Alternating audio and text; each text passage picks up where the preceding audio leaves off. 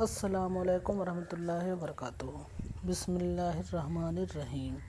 حضرت زینب رضی اللہ عنہا یا رسول اللہ صلی اللہ علیہ وسلم کی سب سے بڑی شہزادی ہیں، جو اعلان نبوت سے 10 سال پہلے مکہ مکرمہ میں پیدا ہوئیں۔ یہ ابتدائے اسلام ہی میں مسلمان ہو گئی تھیں اور جنگ بدر کے بعد حضور اکرم صلی اللہ علیہ وسلم نے ان کو مکہ سے مدینہ بلا لیا تھا۔ مکہ میں کافروں نے ان پر جو ظلم و ستم کے پہاڑ توڑے، ان کو تو پوچھنا ہی کیا، حد ہو گئی کہ جب یہ ہجرت کے ارادے سے اونٹ پر سوار ہو کر مکہ سے باہر نکلیں تو کافروں نے ان کا راستہ روک لیا، اور ایک بدنصیب کافر جو بڑا ہی ظالم تھا، یعنی حبار ابن اسود، اس نے نیزہ مار کر ان کو اونٹ سے زمین پر گرا دیا، جس کے صدمے سے ان کا حمل ساقط ہو گیا۔ یہ دیکھ کر ان کے دیور کنانہ کے جو اگرچہ کافر تھا، ایک دم طیش آ گیا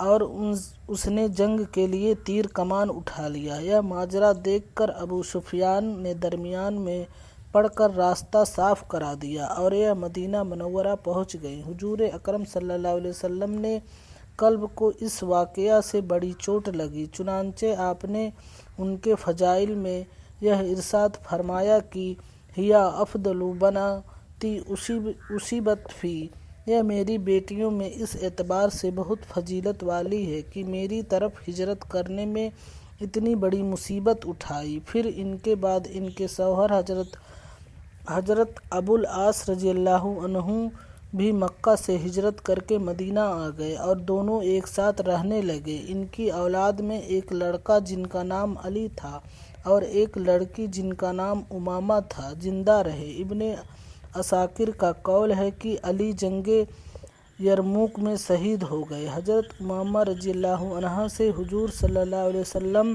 کو بے حد محبت تھی۔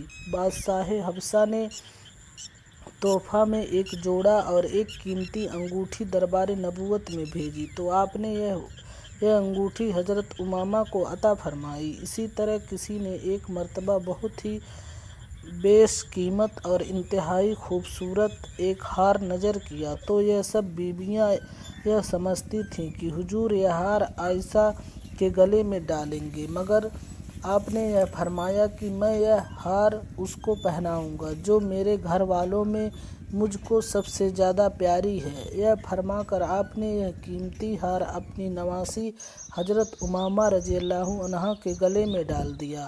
سن 8 ہجری میں حضرت زینب رضی اللہ عنہا کا انتقال ہو گیا اور حضور صلی اللہ علیہ وسلم نے تبرک کے طور پر اپنا تہبند شریف ان کے کفن میں دے دیا اور نماز جنازہ پڑھا کر خود آپ نے مبارک ہاتھوں سے ان کو قبر میں اتارا۔ ان کی قبر شریف میں جنت البقیع مدینہ منورہ میں ہے۔ تبصرہ: حضور نبی اکرم صلی اللہ علیہ وسلم کی صاحبزادی کو اسلام لانے کی بنا پر کافروں نے جس قدر ستایا اور دکھ دیا، اس سے مسلمان بیویوں کو سبق لینا چاہیے کہ کافروں اور ظالموں کے ظلموں پر صبر کرنا ہمارے رسول اور رسول کے گھر والوں کی سنت ہے، اور خدا کی راہ میں دین کے لیے تکلیف اٹھانا اور برداشت کرنا بہت بڑے اجر و ثواب کا کام ہے۔